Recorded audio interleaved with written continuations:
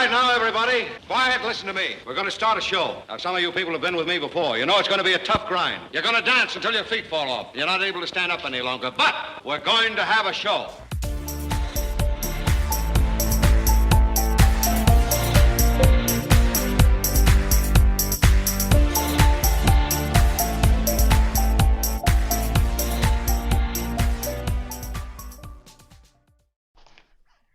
My guest today is Ron Welliver, and Ron just wrote a book titled First Bruno, Now This, which describes what it was like growing up with his immediate family in Hyde Park section of Boston in the 1960s and the 1970s.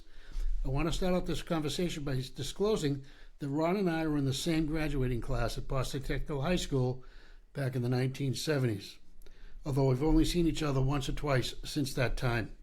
And Ron is a retired law enforcement officer with 31 years, and he's a veteran of 2 Boston marathons, and at the age of 57, his passion for hiking was born, and he completed all 48 of the New Hampshire 400-foot mountains a few years later.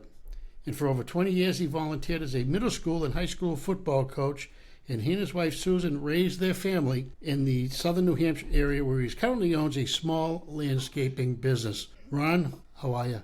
Thanks for having me, Jim. How are you? Fine, I'm great.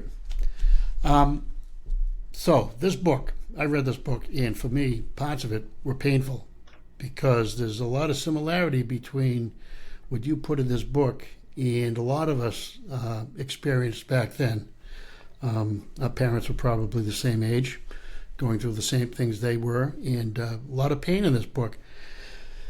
So where did it come from?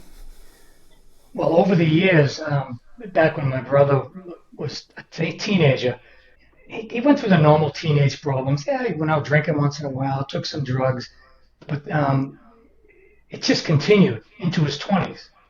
And it continued into his 30s, and I saw what it was doing to my mother.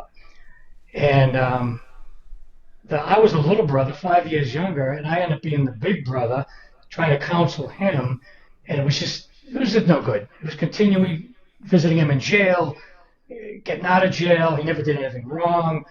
And I'd vent to my friends over the years of things that he's done, and they would say, "You got to write this down. You got to write a book."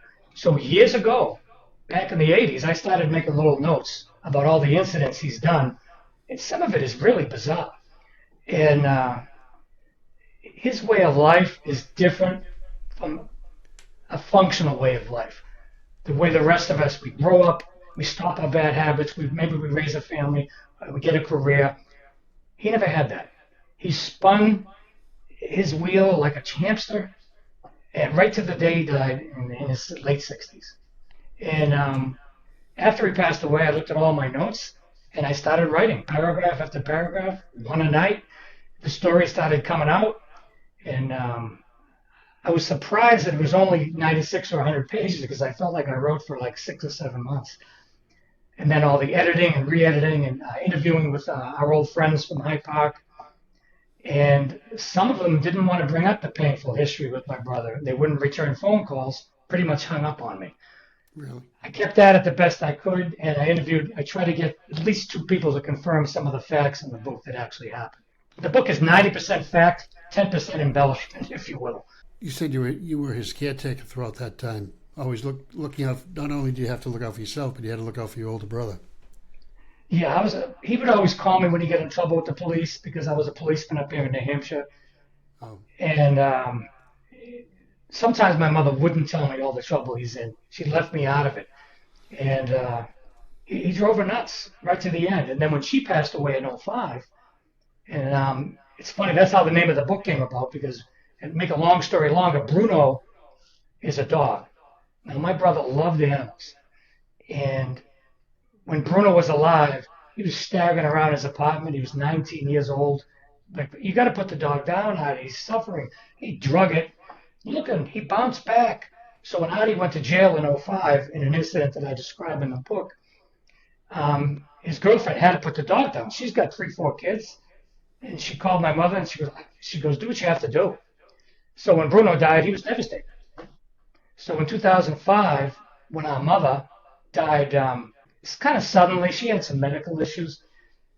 I had to go to MCI Bill Ricker and tell him And when I got to MCI Bill Ricker, when he came in the room, he goes, "This must be something."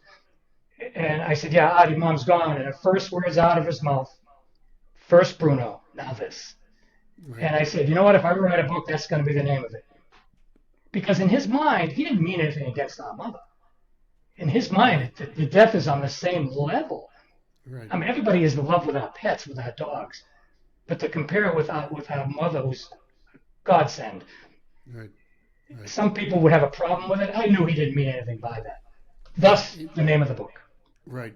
You said she pretty much enabled him throughout his whole life. Yes, she did. Enabler. Admittedly, she was. Yes. And my father had a severe drinking problem going into the late 70s. And she went to Al-Anon, got help, got tough with him, threw him out on his sorry ass. And she was better for it. But she couldn't do that with my brother. He lived with her till he was 52 years old, living at home, not paying a bill. She's covering all his expenses, and the rest he'd get his drug money by stealing. And I explain in the book how some of his thefts were excessive and way excessive until he gets caught. He keeps going until he gets caught. Right. He never learned his lesson. What line of work was your dad in? My dad was a car salesman, a car mechanic. Then he was a salesman. And it's funny you should bring that up, Jim. Is when my father became a salesman, I was 10 years old, and he never went to another one of my baseball games or my football games. But when we played Boston English in 1973, our graduating year was 74, you and I. English was our only win. And I'll never forget, coming in at halftime, tied at 6-6, I looked up and I saw him sitting in the stands. I could not believe it. Right. I came out at halftime and I was on the tip of my toes. I played the best half of football I've ever played. It was Division I. I wasn't that good. We had Mark Demas, thank God, to carry our team. But I played the best half I did all year long. And I found out later that he left at halftime, never saw me play. Oh, wow. Never saw me score the touchdown, never saw me throw for 100 yards. And I was devastated. And I never saw much of him after that until he passed away a few years later. Well, that's the way parents were back then. My father only went to one of my high school games at the Boston Arena, so pretty much the same thing.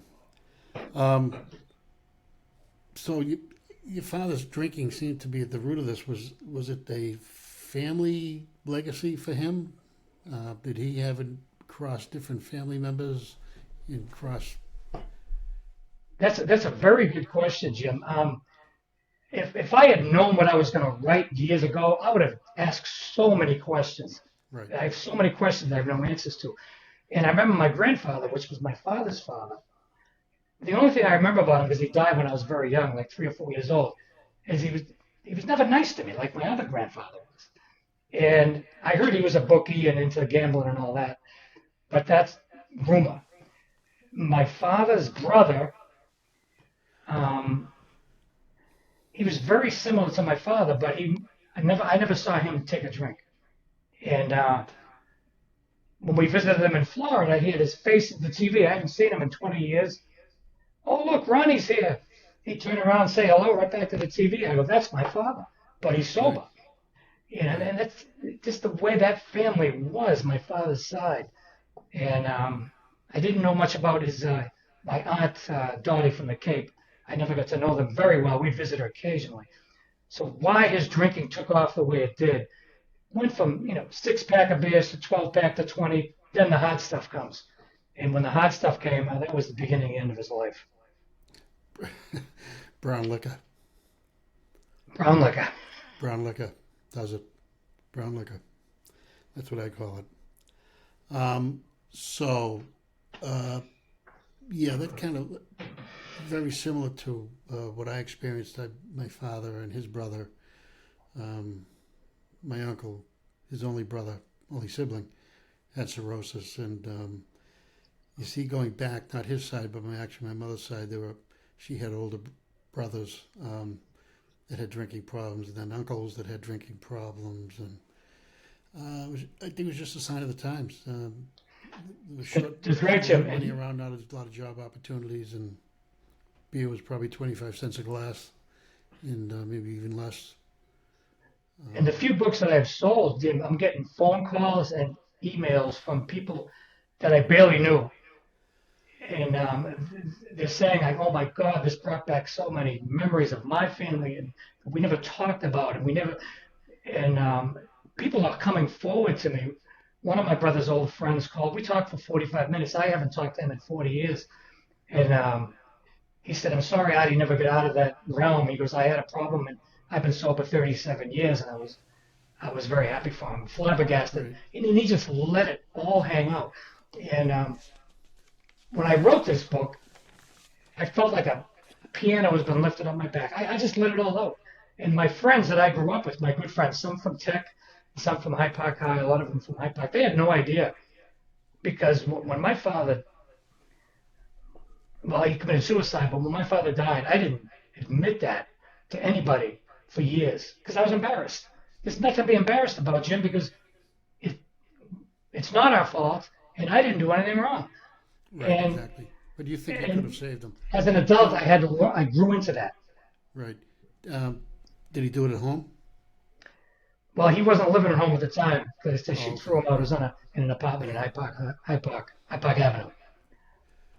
Let me ask you, did you ever go to like an Al-Anon class? Al-Anon? Me?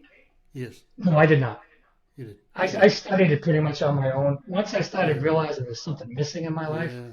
and I started reading about adult children of alcoholics, and the weaknesses you have, and you can turn them into positives. Right. One of my positive things is I'll ask somebody and let them talk about what they went through and make them realize it's not their fault and it's okay. We have to talk about that stuff because it eats you alive. Right. Right. Okay. Back to Adi, the one-man party. What? Tell me about his exploits with his friend Mick Walsh. What was that all about? Well, I'm not sure if you knew Mick. Mick was a mailman in Salty. And yes, and I probably should mention his name, but he is gone, and I don't know his family. But I remember talking to him years ago, and but not knowing. My brother went to jail, federal time, 5 to 8 years because of his dealings with Mick. What exactly he did?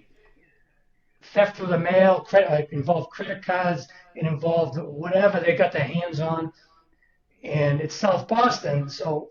One time the car got shot up in front of my house, but was it a warning or was it over a girl? And he was involved with these people. And one thing I don't write in the book, and I should mention, Jim, is my brother never paid a bill. Never. So why would he want to get stolen credit cards? And he's worried about bills coming in. If back then the credit card came in the mail, you activated it, you just cashed it out, he never paid a bill. But one time, I didn't talk about this in the book because I thought about it afterwards. This guy comes to the door in a suit on. His shoulders were connected to his ears. The guy was a human refrigerator. And he come in the door, and my mother goes, can I help you? He goes, are you there? He comes down, his eyes widen up, and the guy says, you owe somebody some money. Oh, yeah. Now, usually he went right to the back porch, in a hidden little area in our back porch, came out with a wad of $20 to $50 bills, handed it to the guy. The guy said, thank you. No receipt, no nothing. And my mother says, you better stop whatever the hell you're doing. And I'll never forget that statement. She said it more than once. She said it in the book once, too. That's the only bill I know we ever paid. Yeah, they're not very forgiving. And you said he was in the military, but for a short while? Yes, he was. And I don't mean to laugh at that. I feel like I have the right to laugh or be a little sarcastic in my book because I've lived through it, and that's how I've dealt with it. But he went in the Marine Corps, and with a friend of his, and I remember him writing me a letter, and he says, I was in high school at the time, probably our sophomore year, maybe freshman year. He said, whatever you do when you get out of high school, don't join the Marine Corps. And I remember, wow, I guess he doesn't like the exercise. I kind of like the exercise. I was an athlete at the time, a struggling athlete, if you will. And within 5 weeks, he's home. And what he did was, and I'll mention it because it's in the book, is he picked a fight with the DI, and they, back then, they beat the hell out of you. I mean, if you didn't get up on time or you were late, I mean, they wouldn't think twice about it. But after somebody read the book, I found out what really happened. And a friend of his called me up and says, "Oh, you're probably embarrassed. You didn't want to know the real reason how he got out of the Marine Corps." Because they gave him an honorable discharge because he had a hole in his ear from the beating. And my brother's friend told me, he goes, "You'd be embarrassed." I go, "I'm not embarrassed. Tell me. I already interviewed you. You didn't tell me this." He goes, he wrote me a letter and told me what he did. He took a sharp number 2 pencil and he stuck it in his ear and popped his own eardrum. And then he went and picked a fight with the DI, the drill instructor.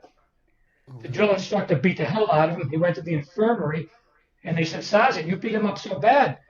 And they said, "Look, we'll give you an honorable discharge if you just leave." And he goes, "Done." And that's how we got out of the Marine Corps, with an honorable discharge. And how long was he in there? Oh, 5 weeks. You just can't make this up, Jim. That's my brother. That must have hurt like hell, sticking the pencil in your ear and piercing your But he ear. came home. Painkillers, jumping in the polluted Neponset River with his friends with an infected ear. I mean, he didn't care. And meanwhile, his other friends are in the jungles of Vietnam. Yeah. So, you get out of high school, you go to Salem State, and did you go up there to play sports specifically? Or As a matter of fact, I did. And I should mention a thing before I went to Salem State. The coach got a hold of me, and Jim O'Day got a hold of him. And Bob Mazzoni, who graduated a year before us, was a pitcher at Salem State. And he goes, "Yeah, come up here. You know, I think you could probably stop based on what we have here." So I was doing all the paperwork for financial aid, and I was a little overwhelmed. I needed some adult to help me. And I'll never forget Mark Namos's father-in-law, future father-in-law, Dick Panciaco. He goes, "Are you having trouble with Salem State?" I go, "Yeah, I'm trying to get my paperwork in so I can get in on time." He called up and pretended to be my father. And I'll never forget that. And he goes, "This is Mr. Welliver. What's going on with my son's paperwork? He's supposed to get in there. He's got baseball tryouts in the fall." And the paperwork went, "Right, yes, Mr. Welliver, we'll take care of it right away." And he hung up the phone, and I remember going out in the car and saying, "Why can't my father do that? Why do I have to someone pretend?" So, yes, I did go to Salem State. I wasn't automatically on the team. I worked my tail off, made the team, and ended up playing for 2 years before I blew my knee out. really? Okay. Yeah. Yeah. You said that you weren't emotionally prepared for college. No, right before I went to college, I read about it in a book. One of my best friends I drowned in a pool, and my best friend had come to Salem to get my apartment with me. He goes, "Oh, I'll have fun coming and visit you." He was going to play football in college, and 2 weeks later, he had drowned in a pool on my street. I was devastated, Jim, and I couldn't wait to get out of my house, be with my friends, because I had a bunch of Hyde Park guys going to Salem State with me, and I was not ready. I was 17 years old, in college, and no, I wasn't ready. And but I needed to get out of the house, and I had baseball, and I wish they had made me study more and make me accountable for my bad grades. And I said, high school. "Oh, high school I was fine. I was top 10%. No, college, I mean." And Okay. in high school I was fine. I was right up there with you and Sully. But Right. But Salem, nope. It was a big party, and I'm meeting new people, playing intramural sports, playing baseball when I made the team, and nothing else mattered to me about just playing baseball. And I had a nickname my friend gave me, Bob Mazzoni. He's from Tech, and he wised off to me once. He goes, "You won't even get to the library." He goes, "You can hit a baseball, but you can't pick up a book." And he goes, "Your nickname is Cume," and a short for cumulative average. Like cumulative? Yeah, because mine was an '09. It's about the same as my blood alcohol content at the time, Jim, to tell you the truth. Yeah. All right. So you were in college, and Artie died when you were in college. Is that correct? Or no? Oh, no. Artie, he didn't die till 2020. When I went to college, I got out of college, ended up finishing it, going to Boston State my senior year, Okay. and finishing up when I got the police job up here in 1979. All right. Okay. All right. Anything else that I didn't ask that you think we should talk? We don't tell everybody the story. That we want them to get online, and I got a Kindle edition. They could also buy Kindles or the hard copy.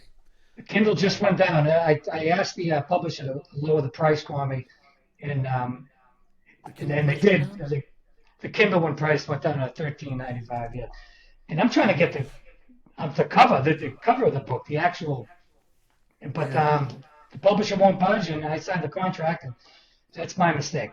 Okay, Ronald Welliver, the author of First Bruno Now This, a intimate look into his life story with his parents and his brother growing up in the Hyde Park section of Boston in the 60s, 70s, and all the way up through the mid-2022. We're past the 2020, yes. All right. But and if you do read this book, if people that know me hear my voice, I'm not sure if you heard my voice, Jim, while you were reading it. Like I told you, I recognize somebody in one of your pictures. Yep. And but most people, you laugh, you'll cry, and you'll hear my voice when you read the book. You go, ooh, shrug your shoulders. Okay, Ronnie Welliver, good to see you, and I'll probably be seeing you sooner rather than later. I hope so, Jim. Thank you very much. Okay, talk to you then. Bye-bye. Thanks for listening to the Pink Door Podcast. Stay tuned for more episodes coming soon.